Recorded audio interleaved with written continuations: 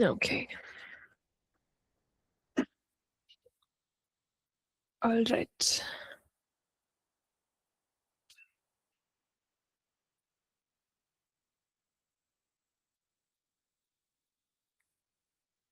Okay, any questions? Anybody? Or are we good to go? Yes? Okay. All right. So now let's look at the next part, and we'll be looking at the three different stages when it comes to counseling. And these are the stages that normally helps us move from the initial phase of counseling towards the middle part and eventually into the termination. And there are three different stages. We have stage one, which is exploration, which is we review and we try to understand the current situation, what is happening, and what went wrong, and also for us to be able to understand the counselee a little better. Next is we have stage two, which is understanding what the counselee would want to do now and how would they like to move ahead. And stage three is action, where we both would decide on how we would move ahead from that, right?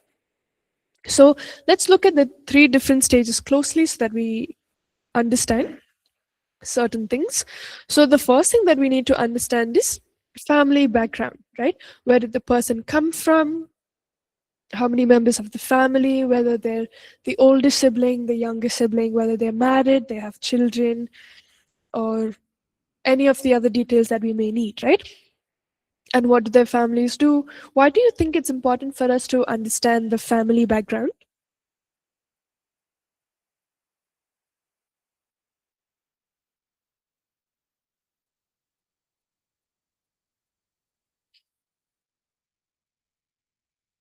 Because sometimes different families have very different family dynamics, right? So sometimes a family may have both the parents and they have children. Sometimes some family may just have a single mother. Times. So my question was, why is it important to understand the family background, right? So it's important to understand that because not all families are the same. Some families will have both parents around with children. They may be only child, they may have siblings.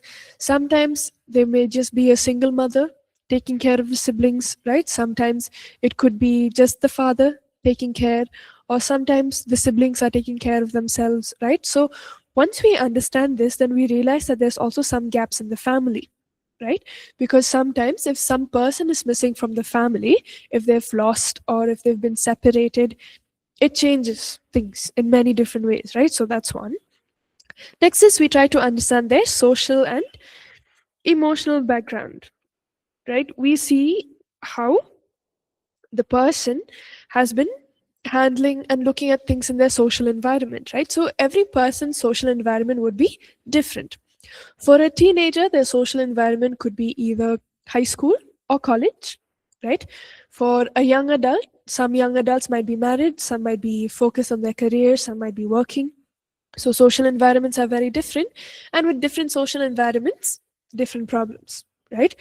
Oh, just another thing when it comes to family background also, there's two different kinds of family, right? There's a family of origin and a family of procreation. It's not there in your notes, but I think it's an information that might just help you. So a family of origin is a family where you're born into, right? You, your parents, your siblings, right? A family of procreation is a family that you marry into and you start your own, right? So family of procreation is a family that you begin with somebody else. It would be with your husband or your wife, and then you'll have your own children after that.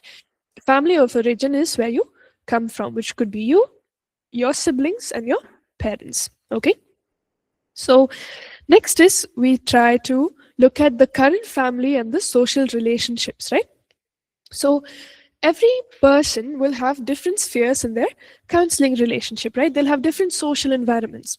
For example, if I give an example of me, my social environment could be my workplace, my family, my church, it could be my sports community, it could be my friends from college, it could be my friends from school, right? Different social circles, right? Now all of these social relationships would be very different. Now, for the relationship between me and my family would be very different, and me and my co-workers would be very different, right? So, trying to just understand what are my different relationships like. Do I have close relationships, or do I keep everybody at a distance, or do I have some people who are very close to me who become family, right? So, those are a few things. Next is we look at their occupation and academic background, right?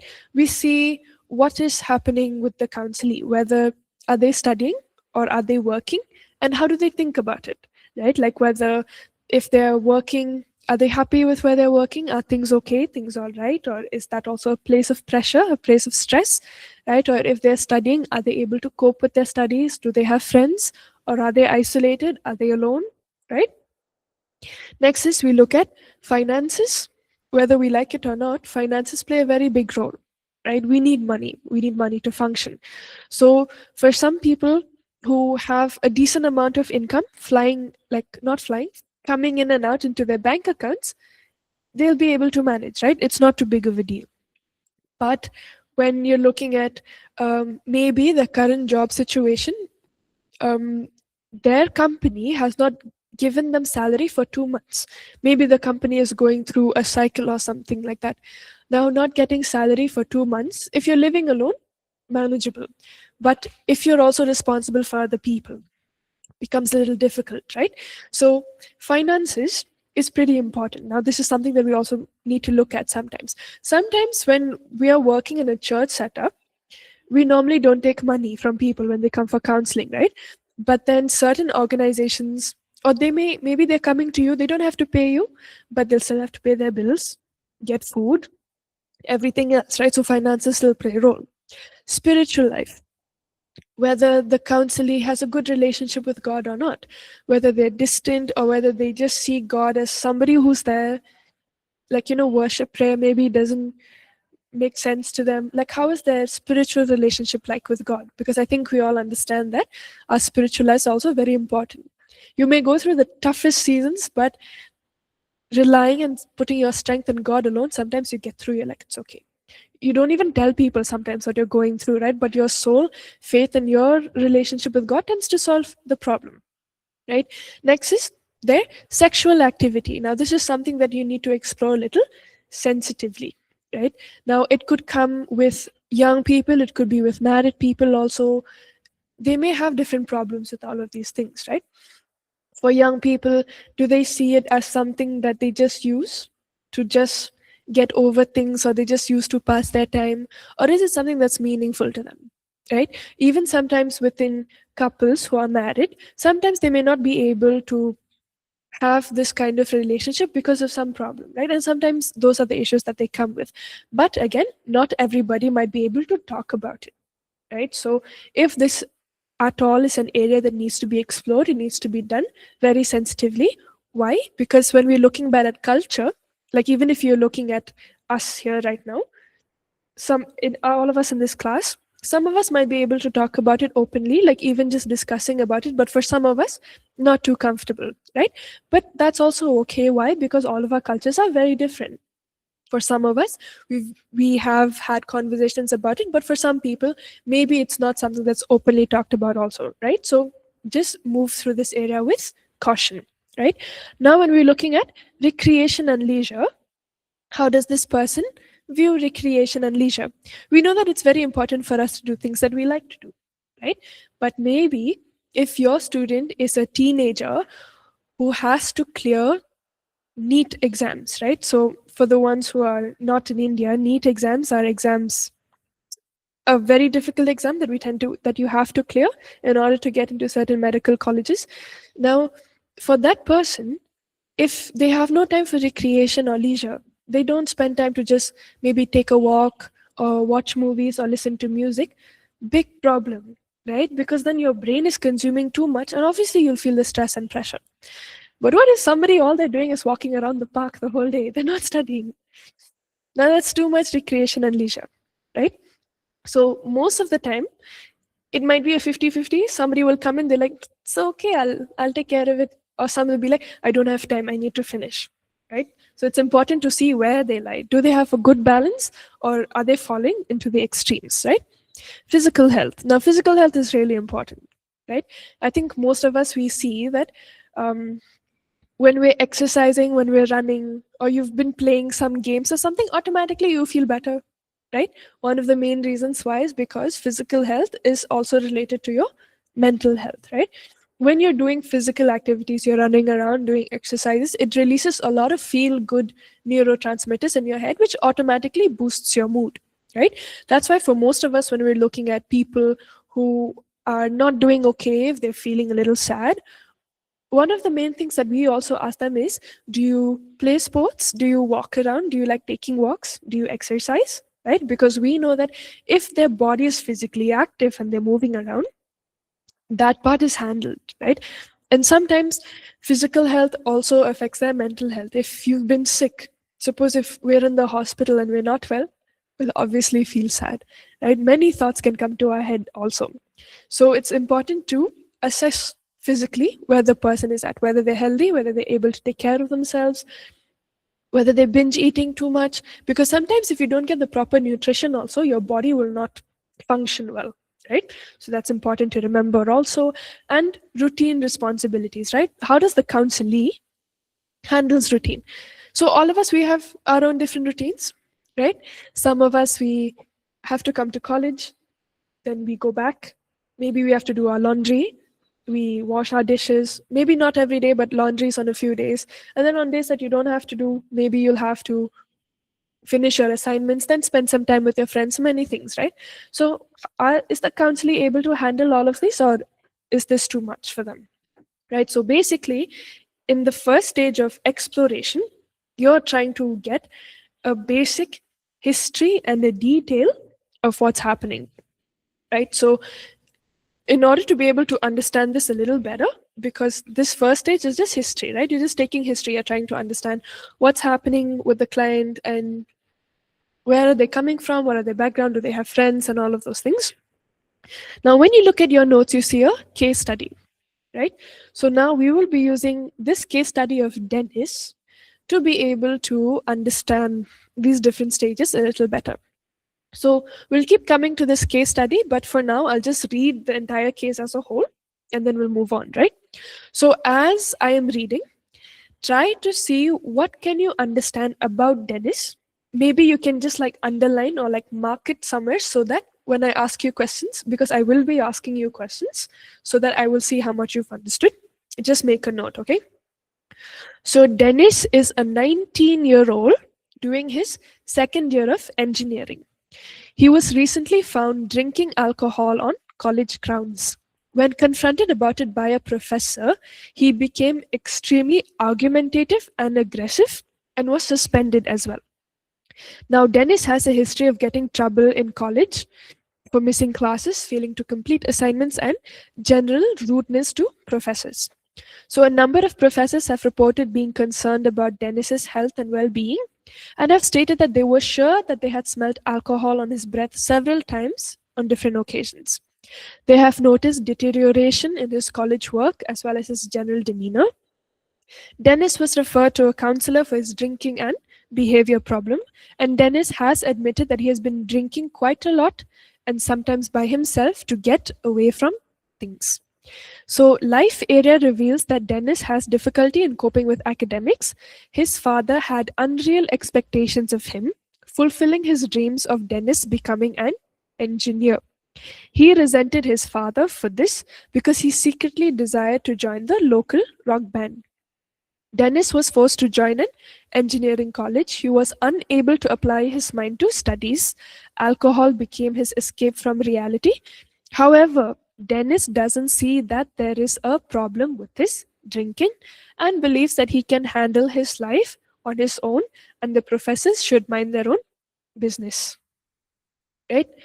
Typical scenario for a 19-year-old, right, in college, has been having some problems, so he's gone to drinking, and we see that he's in an engineering college, but he wants to be a musician. He wants to be in a rock band, right? Now, keep this, like, if you can remember a few details, that's good. We'll look at stage one, exploration, right? Now we will try to identify. Now, we see that there are different things that Dennis is going through, right? He is drinking, he has problems with his behavior. What else? He is not in good books with his teacher because he said they should take care of themselves, their own business. He's resenting his father. Resent basically means a higher level of anger and annoyance towards somebody, right? You're more angry to the point where you hate them, but it hasn't reached hate. It's just in the middle, right? That's resentful. And what else? What else about Dennis? He's skipping class. He's drinking alcohol in campus also, right? So, what are the different problems that we see in Dennis?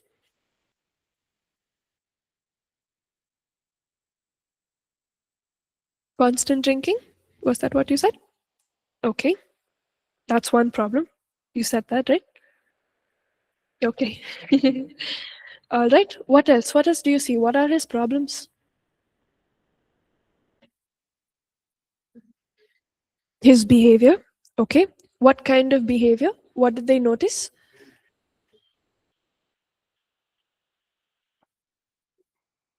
Behavior is correct. What kind of behavior? Aggressiveness. What else? Rudeness. Okay. Anything else?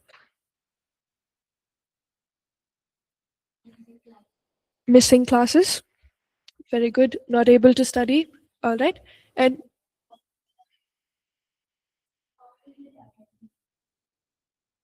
I'm not able to hear you properly. Not coping well. Not being able to cope up with college. Very good. What else? What are the different problems? Any more that you can find? Poor health. All right. Poor health is also correct. What did you say? Extremely argumentative. Do we understand what argumentative means? It means to quarrel and fight with people all the time. Unreality. I think, yeah, unreality is not able to cope up with what's happening in this reality. I hope I got that correct. What else do you see? Is there anything else, or do you think we've covered most of it? He's not listening, also. Correct. What else?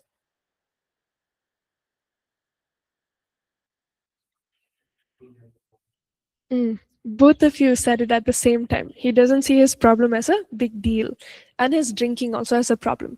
So we see that there are a couple of problems that Dennis is going through, right? So we see that drinking is a problem. He's not being able to, I'm just classifying whatever you've said into just broad categories, right? His drinking is a problem. His academics is becoming a problem along with his professors. And one crucial thing we did not talk about, his father and his career, right? He's not having good relationships with his father. And his career, it's not something that he wants. He's just doing it for the sake of his father. So, what are we doing now?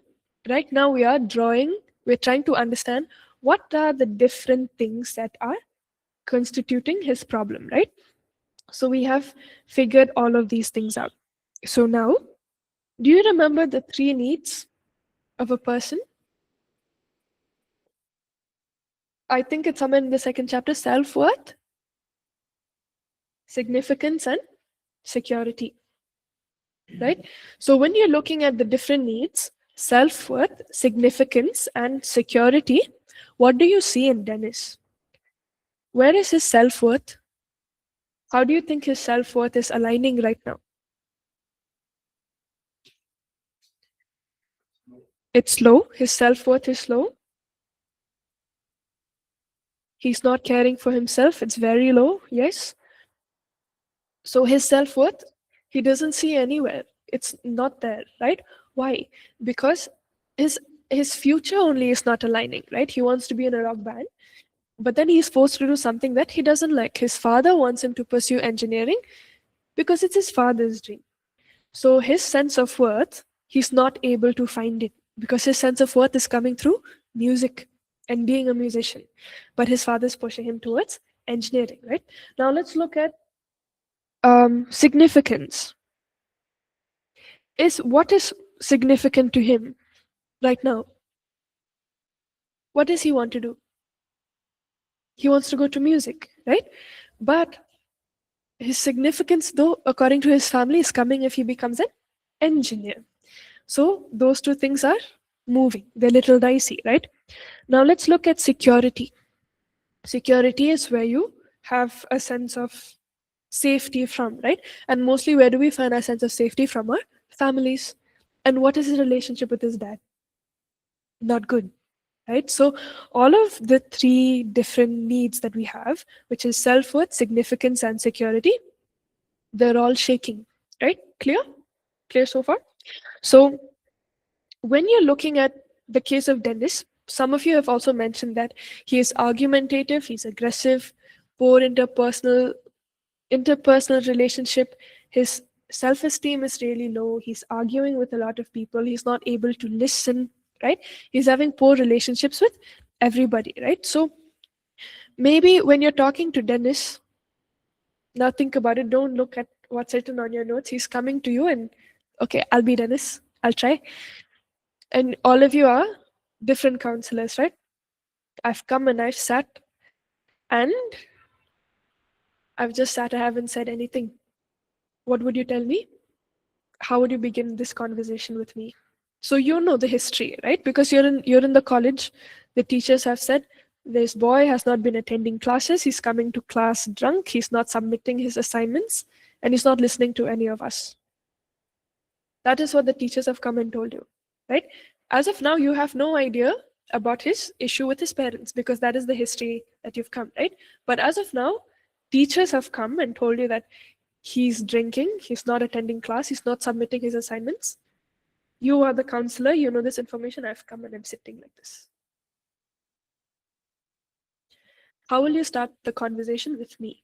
I'm Dennis.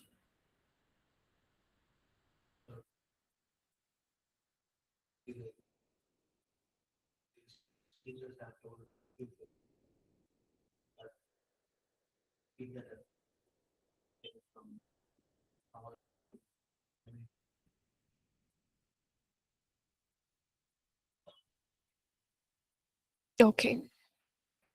Okay. Are the ones online able to hear? Are you able to hear the answers? Like not me, but the answers from class? Okay, okay, fine. We can't hear.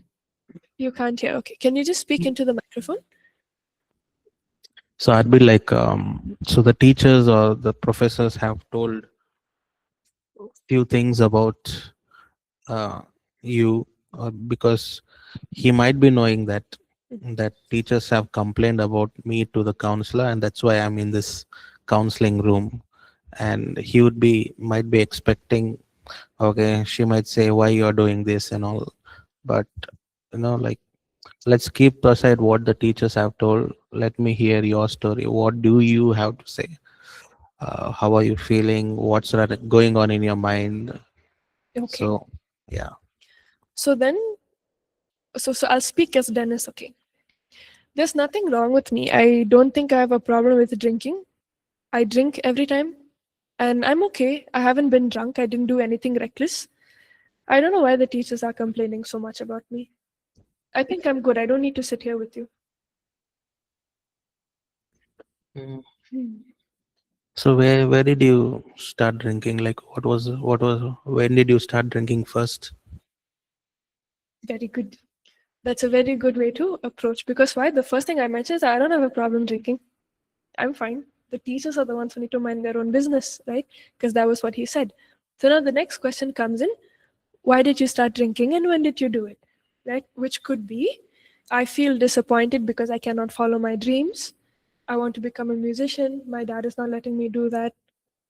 I don't even want to be in this college, right? Which means now, from him, the day of starting and doing, correct? Right? You try to figure out why did he do it. Now this opens up for you to understand.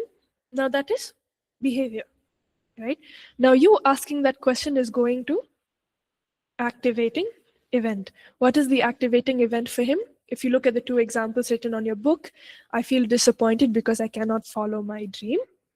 My father is forcing me to follow his dream than mine, right? So are you able to piece things together? Okay. So, mostly, if you've noticed, when I first started talking, what caused him to drink? Yes, correct. You can also use that. So, when you're looking at the difference with how I answered now versus how I answered then, I said, there is no problem with me drinking. The teachers have to figure it out. I was pushing it on somebody else. But that one question asking, why did you drink? How did it start? When did it all begin? I'm forcing, the question technically is forcing me to say, I think. It's coming back to I, right? So when you're looking at I, then I'll have to think, no, why did I do it? Then I think it was because I never wanted to be here in the first place. One. This boy does not want to be in this college. Why? Because he wants to, because I want to be a musician. My father is forcing me to be an engineer. Now you see that this is not what he wants to do. He wants to do something else. His father is also now a part of this. Understanding? So now, when we have an idea of what is the problem, right? His goals are not met. And for you as a counselor, the first things that you'll pick up is those three needs also, right? All of you have picked up significance, self-worth, and security. Most of you have already understood that his self-esteem is pretty low, right? Which means he's not finding worth in an engineering college. He's finding his worth only in music. But where do we know our worth comes from? Our worth comes from God, regardless of what you're doing, right? Of course, it makes sense that he doesn't want to be in an engineering college because he wants to do something else. But then it doesn't mean that you're not capable of doing other things also. Like your self-worth is feeling low. Sometimes you feel low, no? Like, oh, I'm not able to do a few things. But then sometimes we remember that some things we can't really do, but it's not affecting our self-esteem so much. Like we're like, okay, maybe this is not my thing. But it doesn't hit our self-esteem really hard, right? Maybe this guy is actually a really good musician. And maybe that's why he sees himself going at. But now he's tying his self-worth to an engineering degree, which is not right, right? Because we all know that our self-worth is very inherent. If we tie it to all of these things, the slightest thing that goes wrong will be in trouble. You don't pass these exams, self-worth, self-esteem will just go down. But if you know that your self-worth comes from God, it's secured. You're like, okay, these things are on the outside. It doesn't affect who I am as a person. Are you getting the links? Okay. So now the next thing is we need to try to understand what is the dominant emotion, right? So we have the thoughts. The thoughts is that I'm not able to follow my dream. I'm in this college. So what is he feeling? He said he has felt. What's written in those two lines? Disappointed, and second line, resentment, right? So those are his feelings. So his thought was, I cannot follow my dream. I'm doing something that my dad wants to do, which is leading him to feel disappointment and resentment, which is then leading to his behavior of drinking. Understood? So this was what I meant earlier, that sometimes your clients will come to you with their behavior. They're drinking. Why are they drinking? Through your questioning, you'll have to trace back. But here I'm being a very good Dennis. I'm just answering your questions, right? If this Dennis is actually this Dennis in the book who's argumentative, what if he's also drunk? He took some drinks before coming to you. He's like, why are you asking? I don't even know you. Why should I even bother talking to you?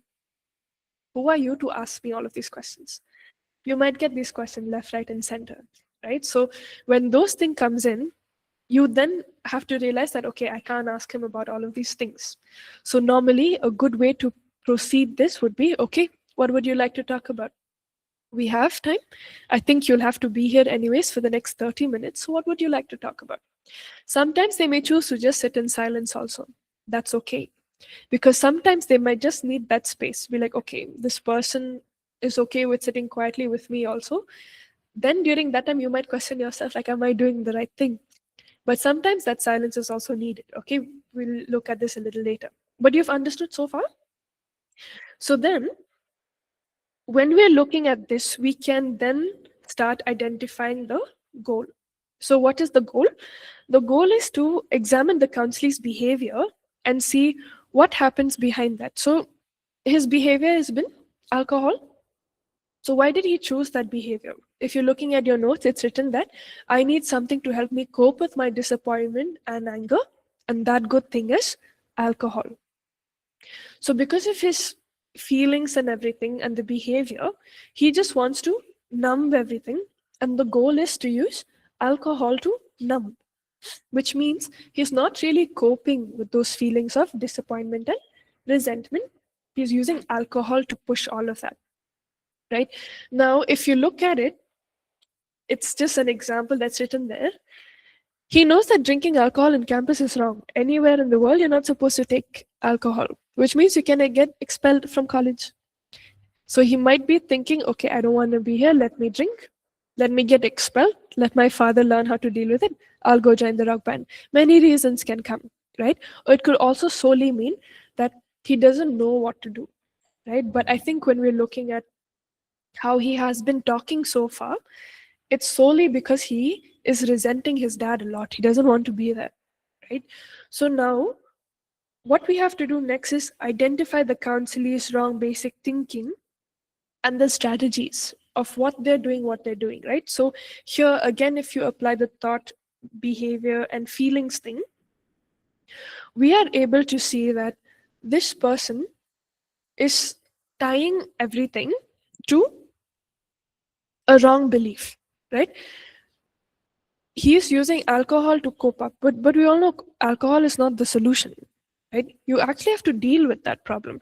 It could be, maybe for us now, we're looking at it, maybe you've just gotten the case, okay, the teachers have told you, what do you think for you as a professional, or for you as you, what would you do next if you're in a course that you don't want to do?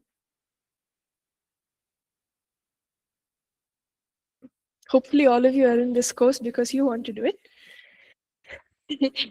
But if you're put in a course, maybe this is the course that you wanted to do, and they're like, no, no, go study medicine or something. And maybe you know that that's not what you want. So, what do you think, like looking at his case, what do you think could have been like the best way for him to overcome this? Talk to his father, right? But what if he's not able to talk to his father? And how will you be able to figure that out? History. The first one is understanding family dynamics, right? What if they've had a very strained relationship since he was small? Or what if his father is not living with them, but he's just giving him the money to do many things, right? So many things can actually be a part of it as to why. The easiest thing could have been he could have just spoken to his father and said that I don't want to be an engineer. I want to go to music and be a musician there. But what if he never even got in that space? So now the only way for him to get his father's attention is through drinking, right? Many things. I'm just hypothesizing different things that can come out of this. It's not true. Maybe, may not, 50-50. But then there are many things that can come up, right?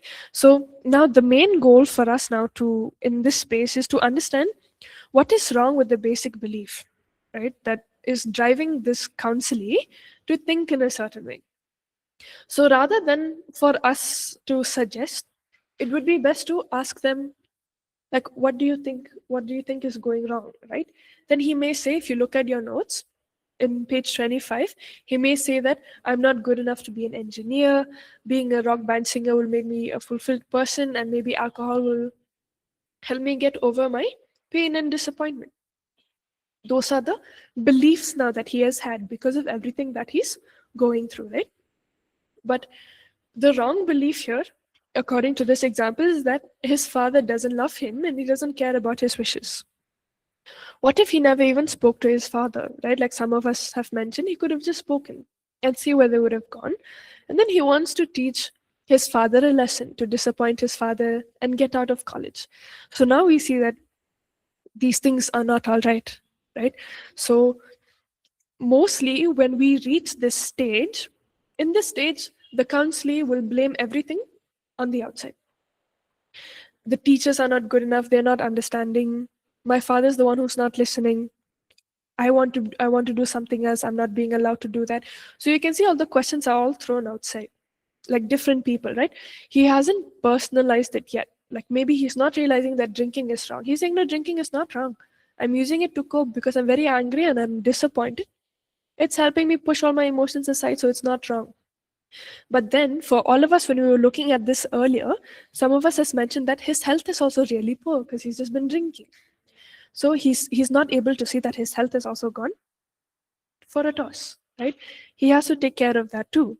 So now it's very natural for him and also for us. Like sometimes when we make a mistake, especially when we're learning things, we'll blame somebody else, right? Suppose like you have to take charge of maybe making sure the computer setup is right and it's not working. Maybe I can blame it on somebody else and be like, oh, when I came, they did not plug in. So I have no idea. But it was also my job, right, to check if it was done. But I'm not willing to take responsibility. I'm like, no, it wasn't me. Somebody else was supposed to do that, right? So now our goal is to help him come to a space of understanding, to make him realize that certain things are also our problems. We are the ones who've made that mistake, right?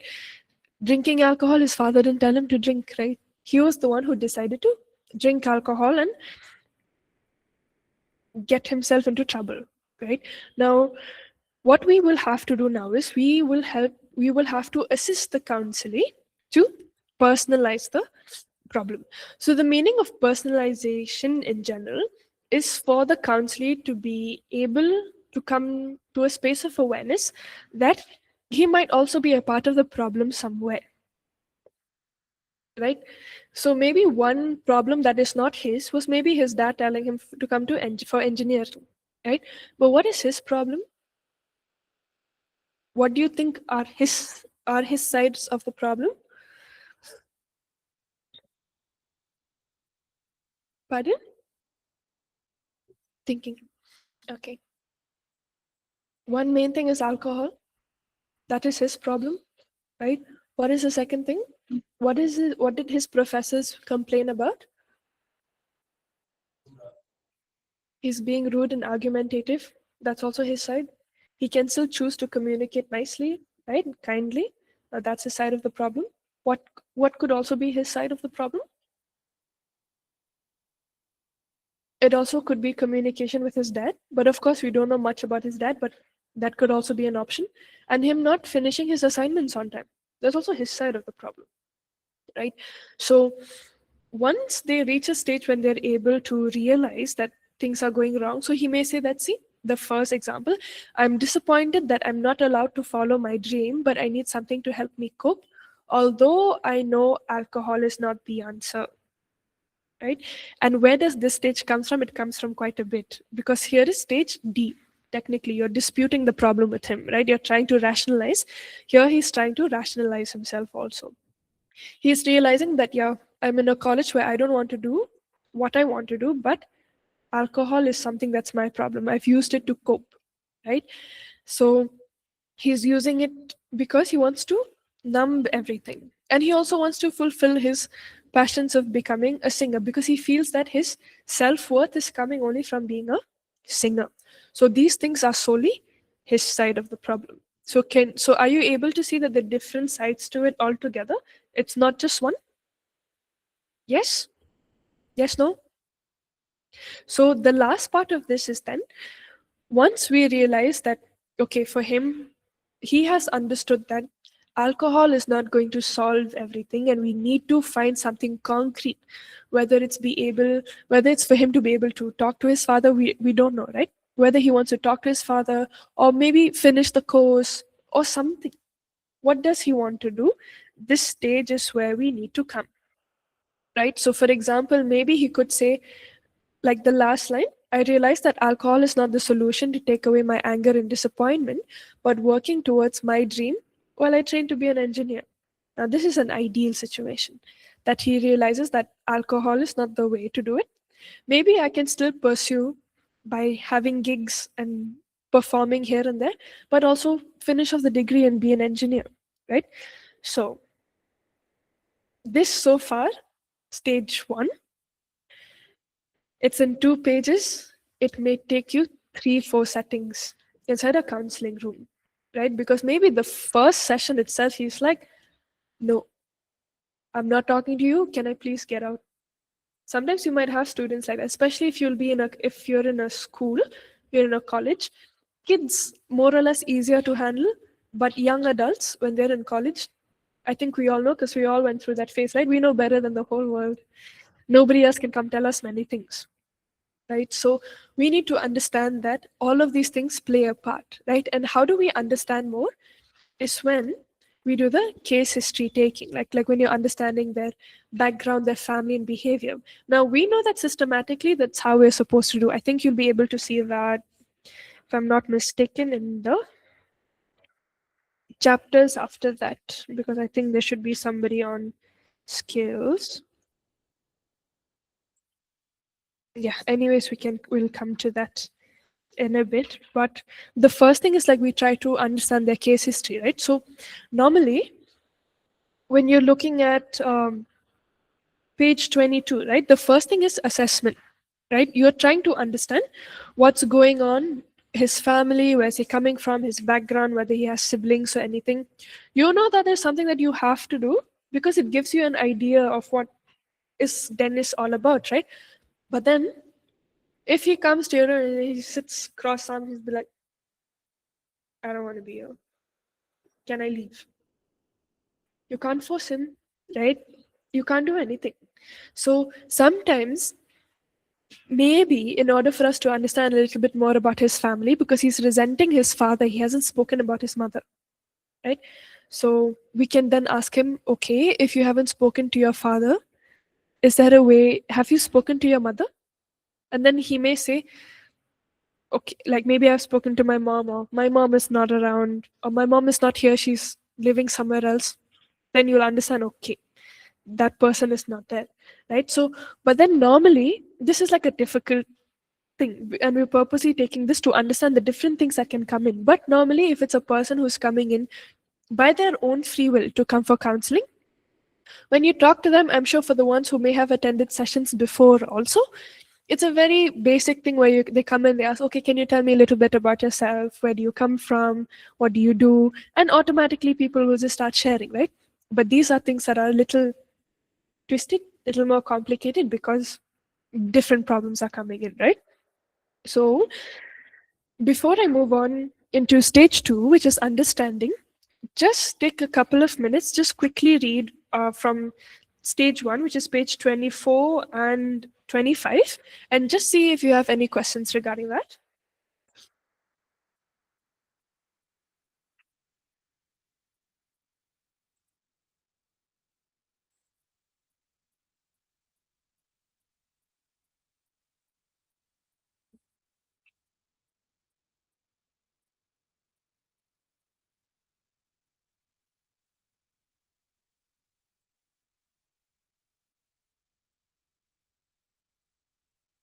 If you're done reading, just let me know, okay?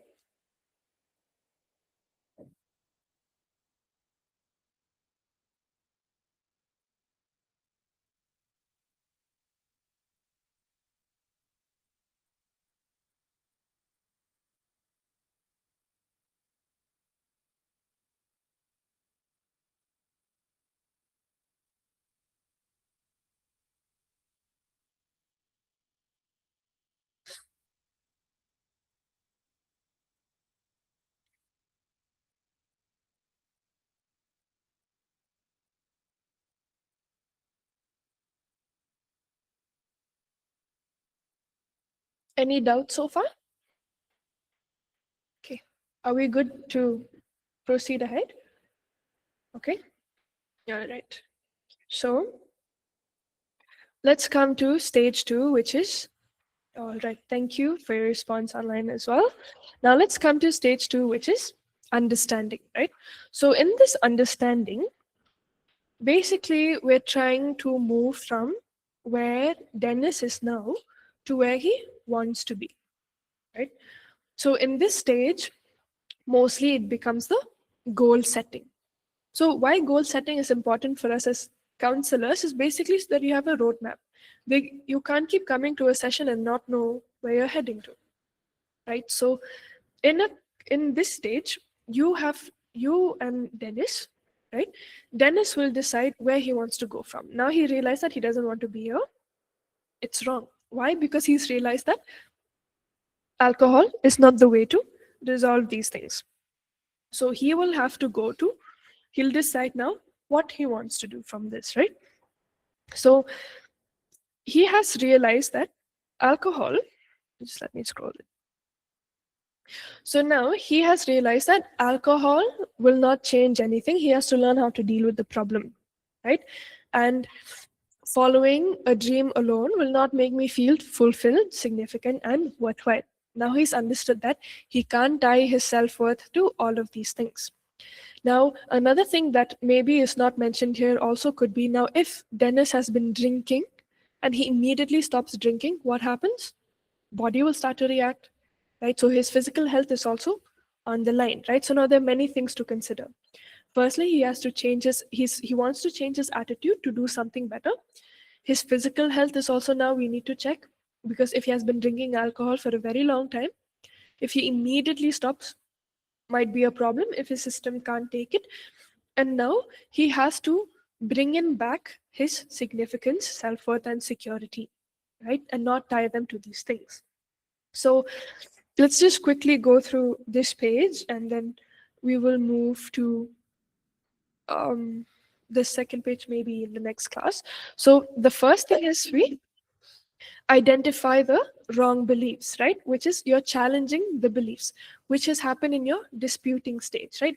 Earlier he was like, I'm using alcohol to cope, but then now he realizes that I can't cope through alcohol. Alcohol is wrong for me. It'll not me stop feeling disappointment or anger towards my father. It'll not change that, right? Next is, when you've started disputing with the wrong belief, we need to replace it with the true belief. So what is the true belief? Alcohol cannot take away the pain. I will just have to learn how to deal with it, right? So maybe he might also realize that parents have good intentions for their children. Like maybe my dad wanted me to be an engineer so that I have a solid career, because we know that sometimes being a musician is not so easy. You might not get a steady income, right?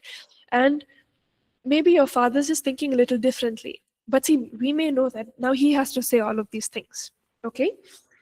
So once he handles all of these true beliefs, that he knows that his father is not a bad person, his father was just looking out for him. Maybe alcohol is not the good way for him to go, and he just needs to figure it out, like how to cope with it. Maybe finish both engineering and then finish music later on.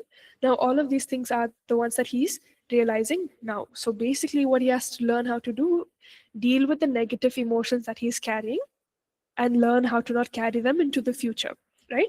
So when you're dealing with negative emotions, when you go to your next page, that is page 27, we see that we need to face them and feel them. I think we all know that if we are sad, we can't keep running away from that sadness, right? We can't just keep binge watching Netflix and expect you'll forget about the pain. Once you stop watching, it all comes back. Unless you sit and address the problem, it'll not go anywhere, right? So you face them and you feel them. Next is identify, why did they come up, right? How did these negative emotions come up? And how do we express this in a way with another person who can also spiritually help you in all of these things, right? So all of these negative thoughts came through what? He was resenting everybody. He was thinking that, okay, it's the end of the world for him now because he can't be a musician. That's why they all came up, right? So now the next is for him to have a safe space to choose and express these things, right? So we'll close here for today. Just before we meet in the next class, just my one request, read Dennis's case again, because as we're going forward, we will be looking at how do we move in further to help Dennis with everything else that's coming in, right? Because we have another stage to look at, which is action, right?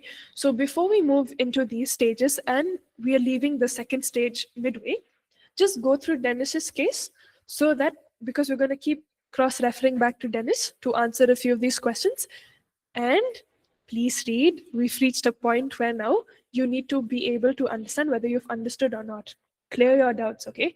If you have doubts, make notes of them. You can just post them in the classroom or keep them in class. It's always very helpful to answer them in class because everybody else can also learn. So before next class, just read Dennis's case, go through a few of the key points, and then we'll take this further. Is that good? All right. For the ones online, do you have any doubts before we close for today?